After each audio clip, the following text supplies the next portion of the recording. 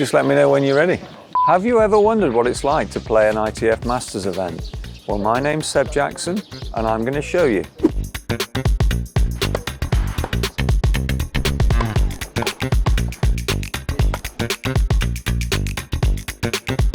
Come on, Seb, give it back.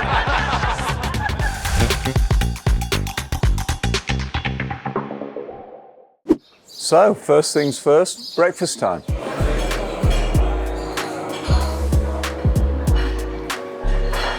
Can I have a coffee with milk, please?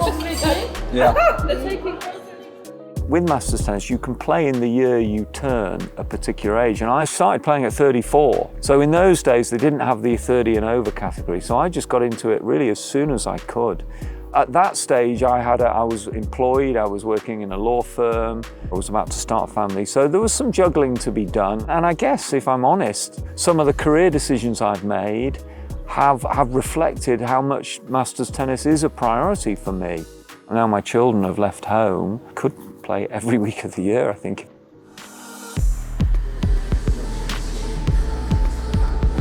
Doing warm up here to get the blood flowing. They're not going to spend too long. They've got 2 matches today. Yeah, just loosen the joints a bit, get myself ready.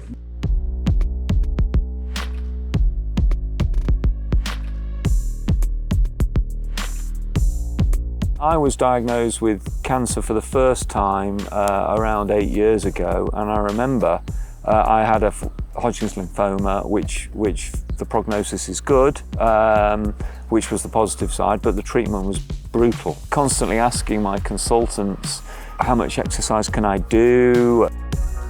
And that activity actually, I think, helped the treatment, and it certainly helped me mentally and emotionally.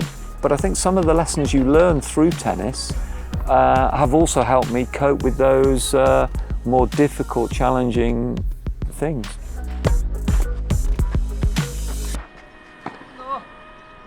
So I'm playing an Austrian first round. I don't know who he is, to see how that goes. I'll have to try and figure him out in the first few games. And then I've got a mix this afternoon with Maya Dunn. Never played with her before, another British lady, so that should be really good fun. And again, don't know the opponents, so we'll just have to wait and see.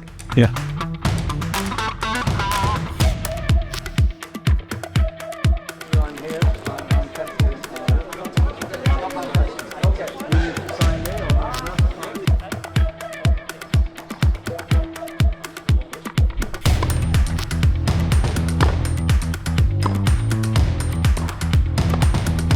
Yeah, I think what is particularly nice about Masters tennis is that you can combine really good camaraderie in lovely places with really competitive tennis.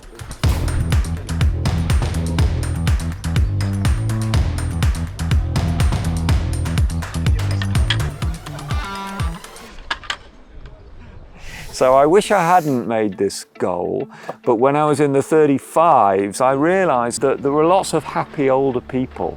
So I thought, how am I going to keep myself in the game? So I set myself a target to win a lot of British championships, and I'm on 26 singles now. I wanted to win 50, and I'm still trying to do this, and I've just lost a couple very close ones.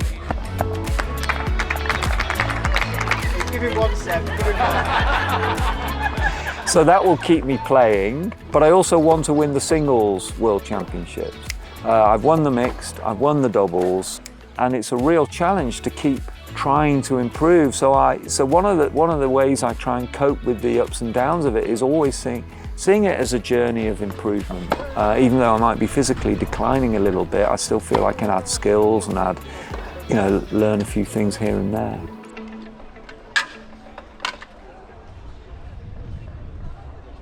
I think because a lot of us, it's not the be-all and end-all of our lives, whereas when I was a performance player when I was young, if you lost a match, you'd be like, oh my goodness, what does this mean for the rest of my life if I played badly?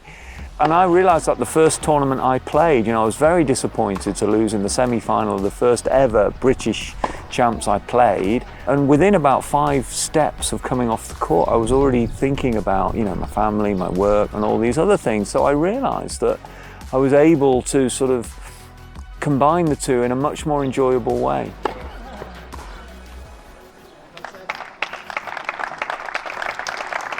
And I see it as a bit of a win-win. You know, if they're better than me, they push me to be better next time. And if I'm better than them, sometimes after the match we'll chat and I'll maybe even make a few suggestions how they can improve, because they want to know. Now I have to sweep the court.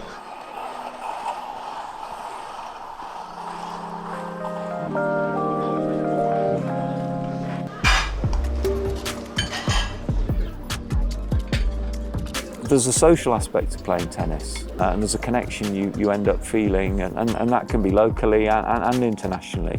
There's a cohort of people that you recognise and you connect with, and there's something very nice about not seeing someone for 6 months or a year and reconnecting. But also, there are new people you meet, so it's dynamic.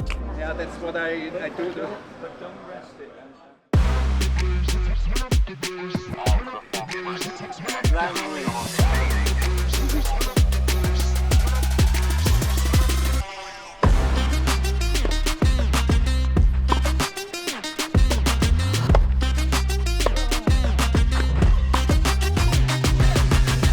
If anyone's thinking about playing Masters tennis, there's definitely going to be a tournament that suits their level. So, you know, what have you got to lose? You come to a great location, obviously the social benefits, the physical benefits, the mental benefits.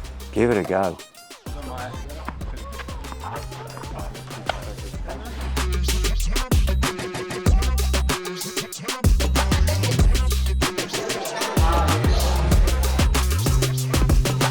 So this has been a day in the life of a player on the ITF Masters Tour.